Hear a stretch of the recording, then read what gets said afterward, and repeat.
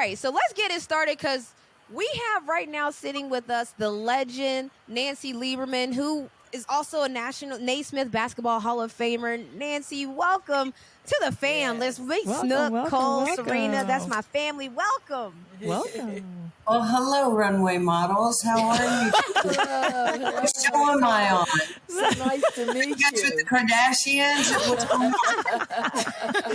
We love her. This is what I'm This is saying. Moco, baby. Renee, you tricked me. You said we were talking sports and social issues. We're talking it all, Nancy, and I'm glad you brought it up because, listen, you've done so much for the game of basketball, so much so that there is an award named after you for the best point guard in college sports on the women's side. It's called the Nancy Lieberman Award. So I always wanted to ask you this. How did that even become a thing? Like, I know you're amazing. Everyone knows you're amazing. How do you get an award named after you? Well, first, God is good. Amen. And all the time. the way I look at it, sometimes God doesn't, well, all the time, God doesn't make mistakes and in what he does and who he anoints. So I was coaching in the WNBA my first year in 1998. And these guys from the Detroit Rotary Club came to meet me in my office and we started talking and they said, look, there's a gazillion awards in the name of men, whether it's football, baseball, basketball, it doesn't matter.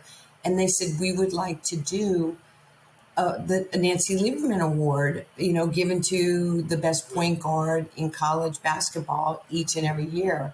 So I was like, yeah, okay, right. And so we met for like 2 hours. They, blew smoke at me and I didn't hear from them for almost a year.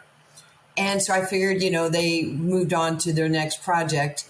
And then they came to my office with this humongous kind of statue that was made, the one you have, Renee. Yeah. And where I'm kind of passing the ball, the no look thing that I do. Uh-huh. And there it was. And so, 1998, 99 was the first year of the Nancy Lieberman Point Guard of the Year Award, which it seems like the people at UConn are trying to steal that award from me. And I'm glad we have an open mic session right now because you win it. So you didn't know it was really going to, they basically reached out and said, would you be down for this? And you were like, yeah, of course. But then you didn't hear nothing back and they came back with She went to Everyday Life. And you just went on about your regularly scheduled program, and then they came back hey, so do you like the way this looks? But they didn't tell you that it was implemented already. I want to hear this whole thing. No, I mean, I just, what, how many times have you had people get all excited and want to do something with you in business? All of you for Matt, everybody's got this big plan and this big dream, and to have a national award in your name, that's a big thing. So I was kind of hyped a little bit, but I was kind of just staying low. I didn't really want to say anything to anybody because I didn't want it to not happen. It's like dating. Oh, yeah. They don't call. You don't want to jinx They don't it. call. And then everybody asking about it. What was that thing you said about? So Yeah, right. Exactly, right? I love you. I love you. What's your name?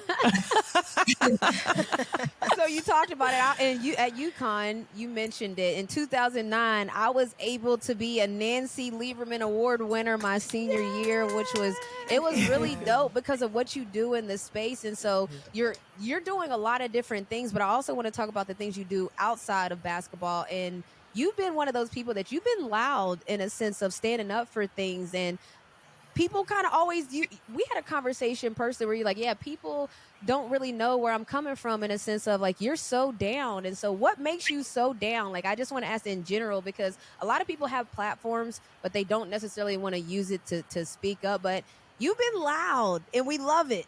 Yeah. It's funny. We're talking here in 2022 about, being loud or, women of color or where we are with social and racial justice. When I was 11, 12, 13 years old, the Black community was really loud for me. When we didn't have social media and you just had to be actionary in what you did. And, Renee, about me taking the train by myself to Harlem at night to go to Rucker and to play in the park. And the guys were kind of like, little girl, are you lost? And I'm like, no, are you? I was big New York. And they would kind of look at me. And I had put T-shirts in my jacket so I looked bigger. I mean, I'm 11, 12 years old. That's And amazing. flaming red hair, little white, little Jewish kid from Queens. And the guys were just like, you know where you are? I said, yeah, I'm at Rucker Park. And I heard the best players in the world play here. And I want to be really great. And I need, can you help me? And they're like, yeah, but this is Rucker Park. And I looked at the one guy and I said, is your name Rucker? And he goes, no. I said, good. It ain't your park. Okay. I want to play and I need your help. Will you help me? So once they realized that I was not afraid, just because we look different, the leadership, the mentorship, like each one teach one, a mentor is for life. Yeah. I mean, I learned critical skills, thinking, friendships, relationships on those courts in Brooklyn and in Far Rockaway, and certainly up at Rucker. And I was protected. And so, for me, I have such a love and respect, for the African American community because I was treated like family. Like if I go, matter of fact, Kevin Durant's company, 35 Ventures, it's coming out soon. It's called Point Gods. Have you heard of it, Renee? No, tell me about it. Tell us about I it. haven't heard. So, Gods, Gods. And they picked like the 17 or so greatest point guards in the history of New York City basketball, not the island, not Nassau County, the city. And it's going to be on Showtime. Two different things. It's the documentary is going to be on Showtime. It's the greats of the greats, from Marbury to Mark Jackson to Skip to Malou. Skip to Malou. Yeah. These are my guys from playing. It's crazy. Right. So when I was asked, and I was like, that is so super cool that I'm included in. You better be. Did you just tell us that at 11 years old, you were Definitely. rocking up to Rucker Park? Like, let that sink in, because we all know Rucker Park. We all know what Rucker's all about. At 11 years old, you were rocking up to Rucker. Yeah, you better be on that list. Better be top. But so, I had gone back there so many times and loved it. Matter of fact, when I had to film my interview a while back, they asked all the, Kenny Anderson and people like that, where do you want to film your piece? And I said, I want to do it half court of Rucker. And so we filmed out in the park. And, it doesn't matter if you're young, like y'all, but when you start, as you get older, you gain perspective, and wisdom and all that stuff that, we like to promote about ourselves. But there were people leaning out of the windows, of the buildings going, hey, fire. Hey, what's up, Lady Magic? And I got chills. Wow. I got chills because I have this relationship. And I went back there with Rod Strickland and we hosted the 50-year anniversary of Rucker Park. And on August 6th, I'm being inducted into the Rucker Park Hall of Fame. Let's go, Nancy. You heard it here first. You heard it here first. Let's Wow. go. Yes. Congratulations. That's awesome. That's Congratulations. iconic, because think about it. You said it. Look at you. I'm just going to address the elephant in the room. Look at you, Nancy. Nancy, you talked about it. Redheaded, Jewish, white girl at the time, but now woman, about to be inducted into the Rutgers Hall of Fame. It's crazy, That right? is amazing. That's beautiful. It is. It's a And respect. for everything that has happened to me, and I've had so many blessings in my life and in my career, and people are so kind to me. But that's the stuff that just makes you happy, because that's before you were somebody. Yes. And Absolutely. there was Absolutely. just lifelong relationships that I carry on with, Bob McCullough and everybody at Rucker Park today. And they shaped my life, and they taught me to be fearless and just to try.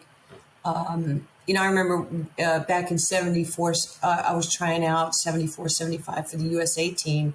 I was 15 years old, and everybody was like, you're too young. You don't have enough experience. You were You're trying not out for the full-on Olympic team, not the 15 and under team. Right. So in 75, I was a junior in high school, 16, and I made the Pan Am team, which won the gold medal. And it's wild. Pat Summitt was my teammate. Ann Myers was my teammate. Wow. Yeah, I'm the only player, I know this as a fact in history, that played against Pat, for Pat on the USA team, and then against her when she was coaching at Tennessee and I was at Old Dominion. Wow. Isn't that crazy? I was young enough. And then I was 17 at the Olympics. I missed my high school graduation at Far Rockaway High School because we were in Montreal. Wow. And it was, I'm still the youngest Olympic basketball player for the U.S. Male or female. It's crazy. You're still the youngest? Yes. Wow. Nancy. Wow. Amazing. I mean, if you're gonna miss your prom your graduation for something, it would be that. Wow. I was going to say that worth it. Worth it. It's crazy. So you're in Exactly. about like 6 to 10 Hall of Fames at this point right now. We already said Naismith. We already said Naismith. Embarrassing. You're going into Rutgers, Nassau County. Like, you got a lot going on, Nancy. And this is what I Wow. love, because you're the ultimate pioneer, trailblazer before those terms even got labeled on people. And it doesn't even start. Speaking of trailblazers, it actually made me think of boxing is picking up, and Muhammad Ali's grandson is in boxing. And I know you had a very strong relationship with Muhammad Ali. So what was that like as you were guiding? Like, you were in a different space because you were, again, a woman speaking out about a lot, loud. So what was it like to be able to be close to Muhammad Ali during that time? Well, I'm not sure even to this day why he chose me, because so many people wanted to be in his space and to just be in that inner circle. If I can just be real, and I'll walk you down this at the end, if I can be transparent, like I was a poor kid from New York with no food, no father, no heat, no electricity. We were one grandparent away from food stamps. I was in fistfights every day because people were making fun of me because how I dressed. My book bag was a brown paper garbage bag. My pencil bag was a brown paper pencil. And people would like laugh at me and make fun of me. And I didn't have a lot of conflict resolution. And so I would just like, bam. And I'd look down. I'm like, you bleeding right here. Nancy, wait, you beat people up, Nancy? And I would just keep walking. So that was how I protected myself, because I didn't have like that family unit to protect me. And I was really sad and broken as a child. And that's why I needed sports more than sports needed me. So I played football, baseball, basketball.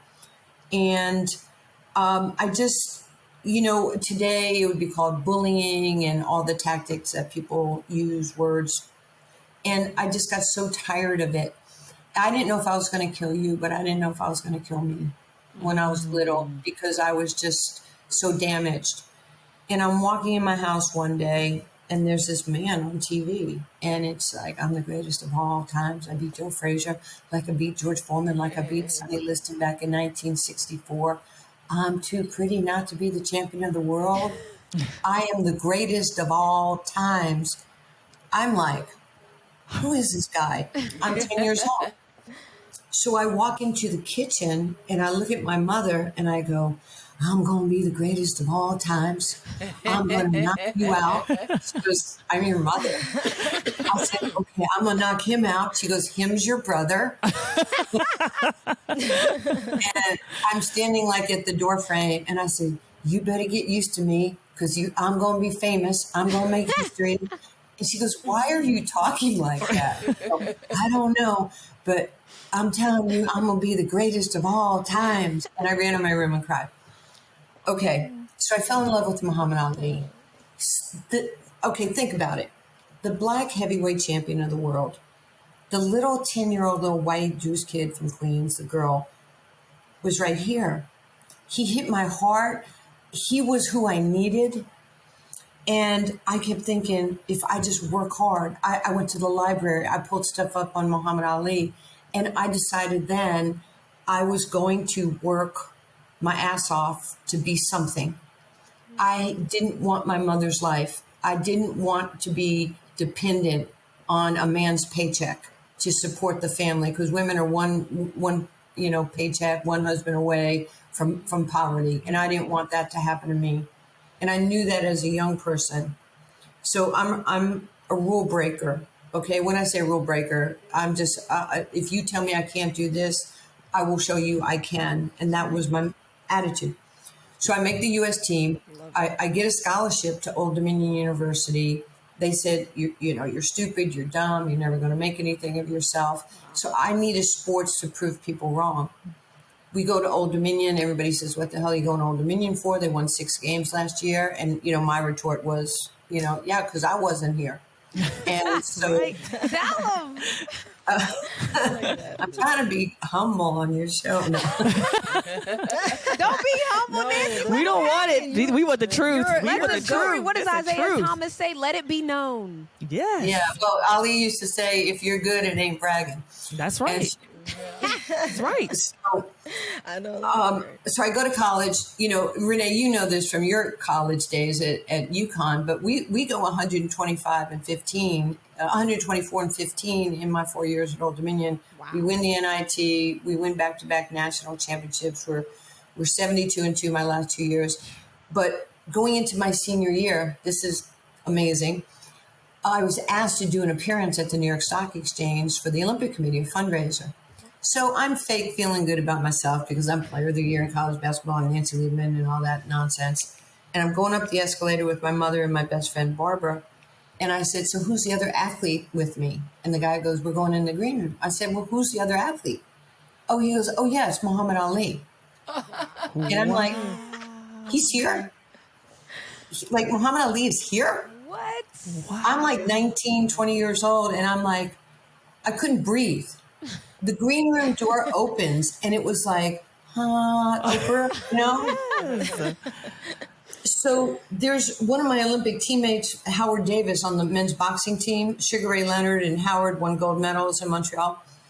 And I beeline because I'm so scared and nervous that Ali is there.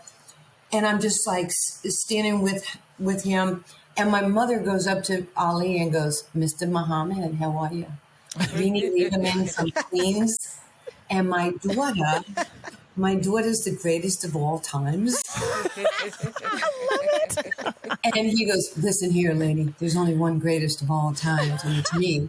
And she goes, Mr. Muhammad, I know you're good, but my daughter is the greatest of all times. So he kind of brings me over. My head is down. I can't breathe. I don't want to look him in the. And he goes, your mom says you're good. And I go, no, Mr. Muhammad, I'm the greatest of all time. What? So you said that on your first meeting? In my first meeting. So we sit there and he starts smiling. He goes, there's 2 of us? I go, yeah, and I beat people up too. He goes, I'm going to ask you to stop beating people up. I said, but they make fun of me and, they hurt my feelings, so I just beat them up and stuff. And I look at him and I go, well, you fight? He goes, I get paid to fight. There's a difference. He just knew that I needed him in my life. Wow. So when it was over, he says, can you come back to the Plaza Hotel? And I'm like, yeah, Ma, we're going to the Plaza with Muhammad Ali. We're not in the hotel room 10 minutes, and Ali is telling me about philanthropy. He's teaching me about racism. The stuff he was telling me about, and just work with me here, the psyche of the Black man and woman, how they have been demeaned. Okay, I'll tell you exactly what he said. He said, you watch a movie and there's this cowboy on the white horse with the white hat and they're the hero. And then there's the man with the black hat and the black horse and he's evil. He's not the hero in the story. Day is happy, night is scary. He goes, he was just giving me things, my head was spinning. I'm like, man, I never thought about stuff like that. And then he looked at me and he goes, Nancy, he goes, God made you special. And I went, you know God too? You know everybody. And he looked at me and he's like, okay, let's exchange phone numbers. Not let you loose. So Oh on my your first God. meeting, let me just make sure I got this. You told Muhammad Ali, you in fact are the greatest of all time. And I then did. he said there's two of us, and then he went on to proceed to talk to you about things, and that's kind of I'm just putting it together, but maybe that how you got your voice and became strong in your voice because he taught you how to be strong in your voice. That's pretty crazy. I am trying to just be everything he wants me to be. I'm going to try to show you guys something right here. I don't know if you can see it. That was the first day that I met Ali. Look how young I was. Oh, wow. Oh, wow. And look at my mother choking him. Your Mama Deuce is gonna get him together, okay? It was so funny. So That's he, you know what Muhammad Ali taught me? He taught me this. He knew I was broken. So I decided long ago never to walk in anyone's shadow. If I fail, if I succeed, at least I'll live as happy. No matter Oh my God. You're like, you can't take away my dignity because the greatest love of you all about to make me start singing is with you. inside of me. That's Right? That's Did I just rap or something? You sang a whole song. You rapped the whole song. Now I was like, you about to make us start singing with you. He taught me to love me. What I would say to my friends in any community, women of color, you got to love you. If you don't love you, other people won't love you. That's true. And you have to be strong. And he taught me to be strong. And he taught me the most powerful word, no. No, I'm not doing that. No, I'm not drinking that. No, I'm not I smoking. just learned that No. word, Nancy. Nancy, I don't know. You know the sports word. I just learned the no word about a year ago. So someone told me, Jamel Hill said that Lena Waithe told her that no is a complete sentence. And so I just learned this no word you're talking about, Nancy. Ali taught me no early in life. No, I'm not sleeping there because that can derail your life. If you get pregnant and all this, we can't be who we're going to be. And matter of fact, did you know Ali has the shortest poem in history? What is Anybody it? know that? This is us. Me, we. Oh. Powerful, isn't it? Wow. Yes. Yeah, that's so powerful. Wow. And I love And there were times when like I would go to him and I would tell him, you know, something was bothering me, and he would always look at me and go, me, we, you're not by yourself. I'm here. wow, that's so powerful. That's beautiful. And then, you know, as time went on, but he taught me respect everybody, fear nobody. There's two people in life. There's givers and there's takers, and I want you to be the giver. And he just taught me so many crucial characteristics of life. And so I am who I am today because of him. And that's why I'm confident in who I am. As I say, God makes no mistakes. I am the right person in the right time for the right thing to do for people. And people need to be championed because sometimes they're scared and they don't know what to do. We do. And and it's okay because look, I was in New York last week. I'm a New York Yankee fan. People hate the Yankees because we get 27 rings. Okay, so wait, I have to ask though, because you know you used to beat people up back in your day, and celebrity boxing is taking off. We've seen NBA players, NFL. Would you ever get in the ring and then knock somebody's head off for a coin? Not anymore. She said not anymore. She laid down her gloves. She laid the gloves down. You know who had the first fight in WNBA history? Who is that? Me. Who was it? Who was you fighting? Yeah. Question. I'll leave it alone. He had the first brawl in WNBA history against the Cleveland Rockers. Say, what'd you say? And my team, Detroit, had the first brawl in WNBA history. Nancy, you was stirring stuff up. What? She said what? What? Okay, so listen. My microphone, I can't hear you. I love it because that fire inside of you, it's still there. I watched you as a coach of the Big Three. Y'all won a championship already as a head coach there. You talked about that. So can you just talk about the Big Three? If people don't know, Ice Cube, that's that whole league. I saw Kanye was sitting courtside last year. Did I see that right? Yeah. Did you see him? He had a hood on. Allegedly. Let's use that word. He's sitting next to Q. Okay, let me tell you about the big three. You know, I was thrilled when I was hired in the NBA in 2015 to coach, be an assistant. It was just Becky and I in the NBA at the time. And so my mom got sick in 2017 and I had to step away. I didn't know if I'd ever get to coach again. I'm sitting on my couch. I'm watching the NCAA tournament. I'm watching, this is truth, straight out of Compton. I'm going back and forth watching the men. Blah, blah, blah. My phone rings. It's restricted. So I looked at it. I'm like, I'm not picking that up. And then I'm a girl. So I went, I wonder who's calling me. Oh, no. So, you know, it's like kryptonite. So I pick up the phone. I go, yo, who's this? And the person goes, yo, is Nancy there? I said, yo, who is it? And he goes, yo, it's Ice Cube. I went, Wow. How did you get my number? He goes, I'm Ice Cube.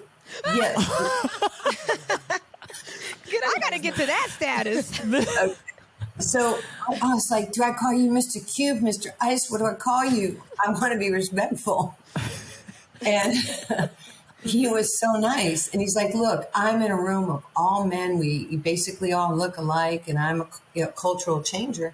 And, you know, in my league, the big three, it's important for me to have diversity and inclusion.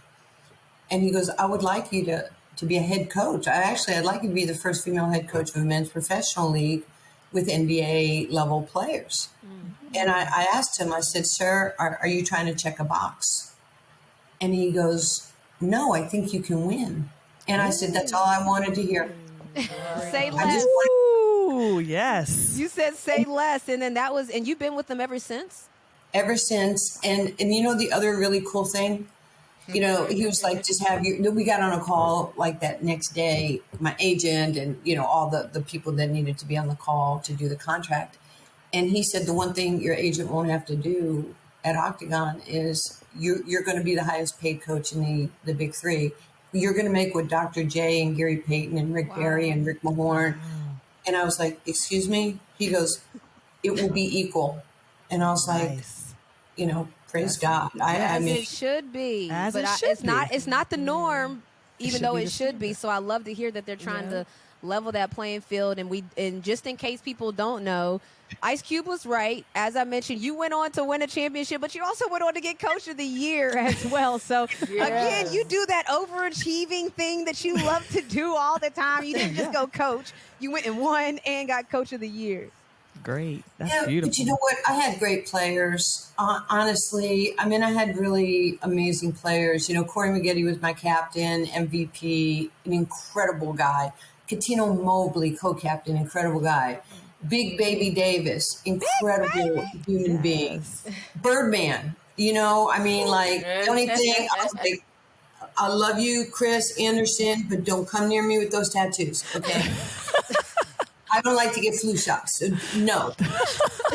Coach, you would look good with something on your neck. Yeah. On your neck, too. You're talking about some big-time NBA players, and it makes me, you know, one of them was Kobe Bryant was a big-time NBA player that gave back to the community, and you have the Nancy Lieberman. You have different charities, but one of them, you've done now, I read this, but I don't know if it's true. Your 110th Dream Court is in honor of Kobe and Gigi Bryant. Wow. Yeah. That number 110 is the wildest part, but tell me about it because recently, I think it recently finished, right? I was following that. You recently finished a court dedicated in the honor of Kobe and Gigi, right? We did. So Nancy Lieberman Charities is a children's charity.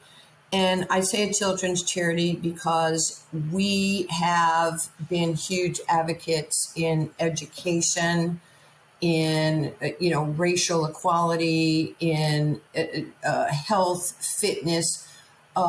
We've sent over 90 students to college since 2012. Wow. I don't want to say we're pivoting, but we're having a big push right now. We want to send young boys and girls to HBCUs. We want them to be proud of the heritage maybe some of their family members had gone to. We're not saying you have to, but we're saying we want to recognize, we don't want to be tone deaf, that maybe you never thought of that before. So the dream court, right? I call it a dream court because it was my dream to be on a court, because you couldn't hurt me on the court. It was all about street cred and building friendships and relationships. So in 2009, we started our first dream court in Frisco, Texas, here, right down the street from me. Well, here we are in 2022. We now have opened up 113 dream courts. We have What? You mean tell me my numbers is wrong already? Y'all at 113, man. Look, I need you to get to current events with me. Hilarious. That's great. That's amazing. But we have like STEM on every court. We have financial literacy programming, accredited programming, kids and cops programming, career readiness, and civic engagement. We have these kids shadow mayors and first responders and police, and let's educate. Why shouldn't we teach a kid in the inner city in Baltimore that taxes in San Francisco are 3 times as high, or let's educate. Yeah. I mean, education is power. So that's what we do. We've given over 2,500, tablets to kids so they can do homework. You can't be on a level playing field academically if you can't, stink and do your homework. That's true. And you don't have Wi-Fi. And we've done that over 11,000 backpacks with, supplies for a year of school. And, people don't understand, like, a backpack means something because, Sure. I had the garbage bag. It makes you feel good about yourself. Like sometimes in the community, you see a kid maybe coming out of the projects that has a nice hat, a matching shirt, and kicks. Little stuff means something because it makes you feel good about yourself. Yeah. And if you've never been there, if you've never been poor, if you've never been underserved, if you've never been discriminated against, you don't have a frame of reference. Right. So I didn't wake up at, 50 or whatever years old and have a moment of, clarity and go, hey, I've made a lot of money. I've done really well. Let me be nice. I know what that life, every one of our programs correlates, the scholarships. I'm not on this show without a scholarship, by the way, without Title IX. Renee and I are not on this show. Happy 50th anniversary to Title IX. Happy 50th Here for that. It changes our life. It took you out of your situation, introduced you to people that maybe looked like you, maybe didn't look like you, but you get to exchange thoughts, ideas, and create lifelong friendships. Absolutely. And we don't want segregation. We want togetherness. We want love. We want Ali, again, all I do is quote Ali, but he said the greatest religion of all is love and kindness. How simple is that? Transcends every. Love and kindness. Renee and I we look different, but I'd take a bullet for her. I would. Yeah. Because I love her and I respect her and I care about her. And I want people to do that for me too. Amen. So that's what we do. But we've raised over, $7 million cold hard cash, and 80% of it goes. Lieberman charities. That's why it's plural. Charities. Your compassion is just crazy. We're giving it away. It's not ours. We're giving it away. But you know what? We also want kids to have skin in the game. Okay, we're gonna send you to college, but you have my phone number and you have my email. If I don't hear from you, there's no excuses. I want to know how you're doing. Are you happy? Are you sad? Are you dating? Are you not? Do you like school? Yeah. That's all you have to do is stay in touch with me and give me 4 hours a year for you to, kind of shadow a first responder or a civic leader. 4 hours a year is not a lot to ask. Yeah, You said something. You said education is power, and I love that. My Snook right there is sitting. She's a college professor of 30 years, so that we definitely at an HBCU, might I add. So love to hear what you're doing in that space. And so we always talk about generational things and what that does generational wise. And so when you talked about the money and helping people along the way, so what does generational wealth look like to you? generational wealth for me, and you might want to have a sidebar with my son TJ, who thinks it's all going to him. And What up, TJ? Don't break TJ heart on our show. TJ is a good-looking boy. Let me show you my boy TJ. He just finished playing for the Wizards G League team. Yes. Nice. And here's TJ. Come on, Love him TJ. like that. TJ, like, Okay, oh, TJ. gosh. TJ, 27, single, cancer, birthday. Hopefully he won't watch this podcast. We're going to tag TJ. Yeah. But he's a good guy, and he's very philanthropic as well. And I keep getting back to this. I will say this, and maybe I'm not even answering your questions, by the way. But like when George was murdered, I think there was a lot of white guilt out there. Are we in agreement with that? And I always tell people, you don't have to be guilty. Just hire somebody that doesn't look like you. Give a shit about somebody who, I'm sorry, I have a bad mouth. No, That's you're fine. okay. You're fine. You're good. You're good. This is a You're good. podcast. We don't have Care rules. about somebody who doesn't look like you. Yeah. Help somebody, because you don't know what their circumstances are. And you might have been blessed. Nobody is saying you shouldn't have what you have, but have some empathy, have some love for other people and their situation, because they're fighting and clawing and trying to get out of their situation so they could have a better life. Right. So one of my neighbors immediately puts a sign, Black Lives Matter, and you can smack me if you don't like what I'm going to say, in their window. So I'm walking my dog one day, a few days later, and I go, Black Lives Matter?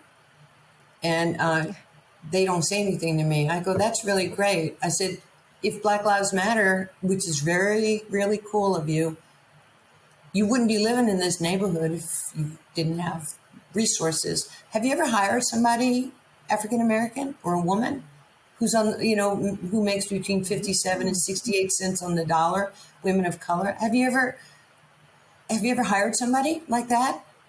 I said, then you don't have to put that in your window. That's right. Then your conscience is free. There you go. That's right. I said, interesting. Don't That's put that interesting. optics bullshit in your window to make people think. That you're woke. Be about it. Yeah. And I don't even use words like woke. To me, it's, and I get it, but it's just like, just do the right thing. That's what Just it comes do the down right to. thing. Passion. Maybe it's not a real fancy word. Do the right thing. Come on, right? Spike Do your Lee. job. That's Come on, that's Spike the Lee, do original. right That's thing. right. It's Okay, well, right. Do Miss the right Lieberman, thing. when Just I do the grew right up- thing. Miss Lieberman, when I grew up, that was my grandparents' mantra.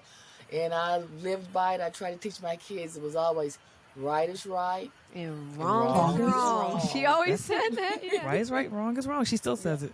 Yeah. That's it. That's the way it is. But Grandma, your family was so right. I mean, like some of you guys don't know me. Renee does, obviously, but like my smile makes me smile. Yeah. It didn't cost anything to make somebody happy. It does not. And it communicates warmth. It communicates happiness, kindness, not like, don't look at me like that. Yeah. I mean, I can go down that path too, but I choose not to. And I see people going after each other. And, I started with, and you know this, Renee, because a lot of people don't like UConn because UConn's phenomenal and the success that you've had. There's inherent jealousy, Yes. whether it was Old Dominion or the Yankees but,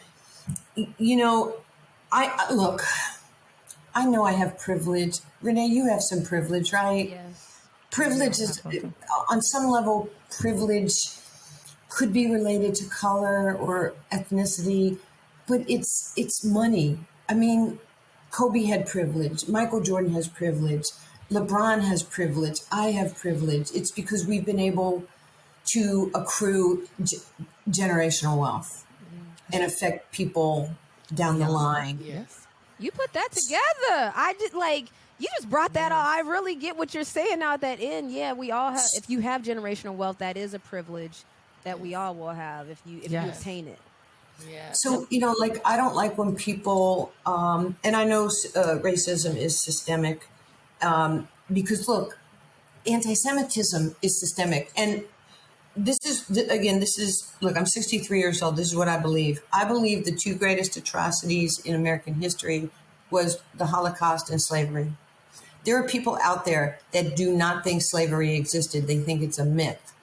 There are people out there who think the Holocaust was a made-up story and it's a myth. It's amazing. My great-great-grandmother and grandfather, this is sad, they died. One died in a gas chamber in Nazi Germany, and one died burnt alive in an oven.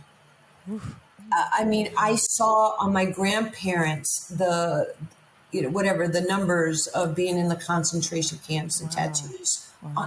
We have seen videos of the hangings and the atrocities that have been. I think the Jewish community, and I'm a born again Christian. I have Jesus and Moses on my backcourt, so I'm pretty good.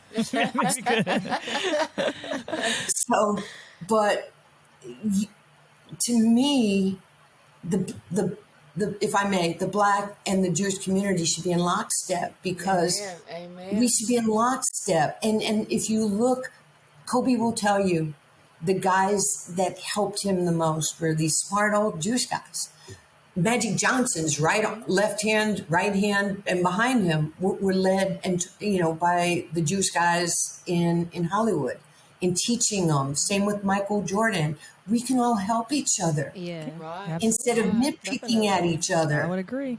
Amen. Because Man, it's like I mean, all the help me. communities. It's all the communities, like the Latino community, the Black Yes. community, the Jewish community. It's like lockstep is the best word to put it, because it's like we should be moving as one, because we are all in the same boat. All in this together. Yeah, we're all in this together. All in it together. well, I mean, I was watching MLK's documentary. He said that one of his biggest advisors was a Jewish man, like the one that was helping him organize a lot of the things that he was involved with. Absolutely. but Because right is right and wrong is wrong. That's what it comes down to. Because right is right and wrong is wrong. And yes, I agree. If we're all together and we in lockstep and we all know that we're going for the same cause and the same thing, we want the same things. Everybody in life wants the same things. There's no reason for us to be mad because one got one and one didn't get one. Let's all get it. Let's all eat. Let's all. The bottom line is we have to live in this world together, and we have to do things to make this world livable. So we need to get it together so we can do that.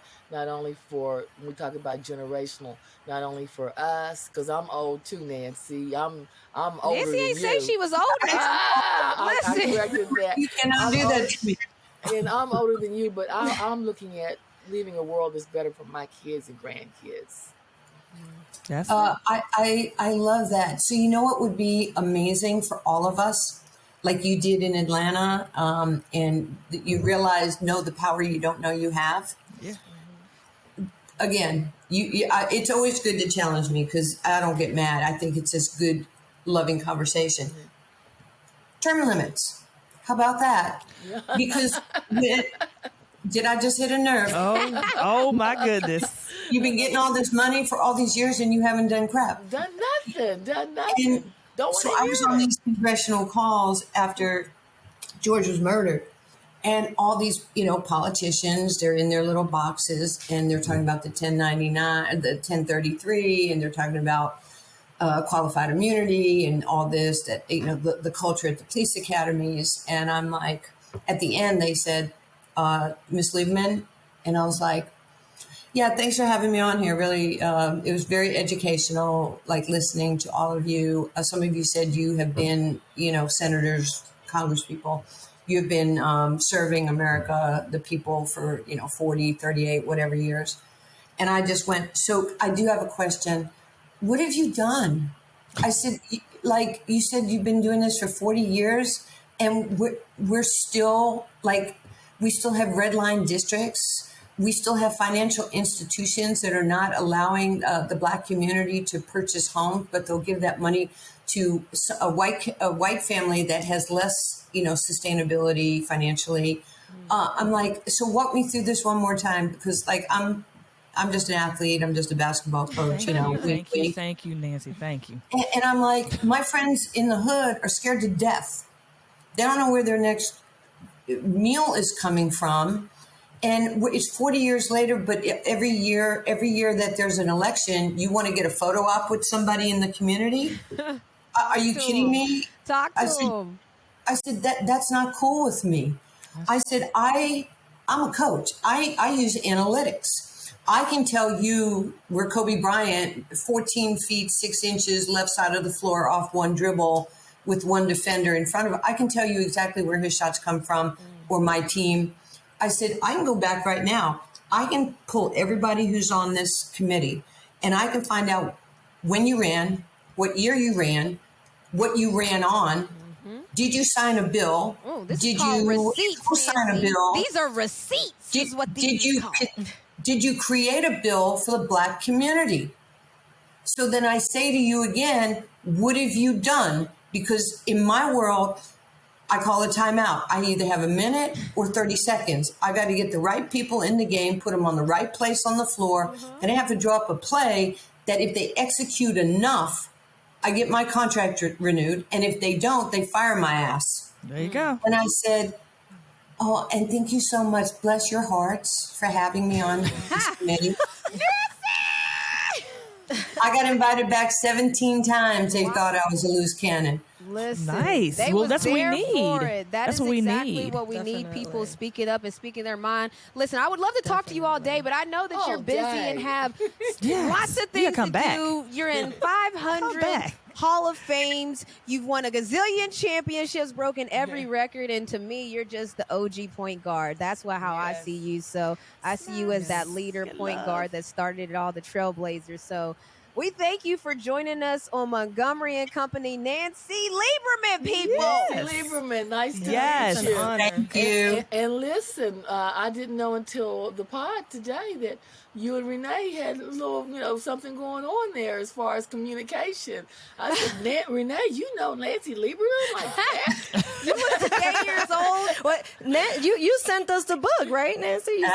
She sent us. It's right. Yep, Like we yep. got it. That's Great why, book, by the yes, way, we yes. got the book. Oh, speaking of, one more thing I wanted to ask you, Nancy, because it's About the Commissioner's Cup, right? Yeah, it's a big thing going on with the Commissioner's Cup. It started last year. You're a coach, so I'm curious. Like, I like to hear because there's a lot of money involved. So I like to talk about the money aspect of it.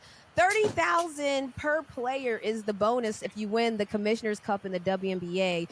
How do players react about that bonus money? Because you're a coach, Nancy, so I can speak about it from my view. Players turn up, of course, if there's bonus money on the line. Players are always going to play well, but what does bonus money do for sports, Nancy Lieberman? Let me tell you what bonus money and free swag do. I mean, you guys, Renee, how many times have you been somewhere and they have like all this, like at Nike or whatever, or ESPN, and they got all this free swag, and you look around and you take like 4 or 5 books and pens. You're a millionaire and you're taking extra pens that say this pen you put in your pocket. Like, no, there's some stuff here. So if you're going to give a player $30,000, and Jennifer Azzi will kill me. You remember Jennifer Azzi, right? So I coached Jennifer Azzi. I'll tell you about money. And I named her Jennifer Dinero because I was already paying her the highest you could pay at that time. I think it was $60,000 the second year in the league in Detroit. And then we had a little thing. She goes, Coach, like I went to Old Dominion and she went to Stanford, like, Nancy's not so sharp. And we're great friends. She goes, if I make a foul shot, you pay me $2. And if I miss a foul shot, I'll pay you $1. Okay. And you said okay. And she goes, that would be so much fun. Okay, Jennifer, I pay you to make your damn foul shots. Okay. And then one day, what I would do with the team is everybody had to bring $20 out of the locker room, put it half court. We had a one-on-one contest, and there was like $200 and whatever dollars, and then I matched it. And whoever won one-on-one got to keep all the money. And one of the players went, Coach, this is amazing. We get to play for money. Have your agent call me tomorrow. You're an idiot. And that's what $30,000, like, just to put it in perspective. Yes. So players are about that paper. Thank you. That's what I was trying to articulate in that story. Perfection. Yes. Oh, you pay your players every 2 weeks, right? Not that cash money sitting on the ground, Nancy. I know what they talk about. That half court money, that's different money. That ain't my salary That's money. good money. That's milk money. unaccounted That's for gas money. money. That's unaccounted Yes. for money. And the per diem. How about if somebody's like 15 minutes late getting on the jet handing out the per diem? They're like, "Man, where's my per Where diem?" my money at? Listen, yeah. Right. How it- Damn, dude. Give it How to it me. goes. If it's for me, give it to me. Run me my money. Yes,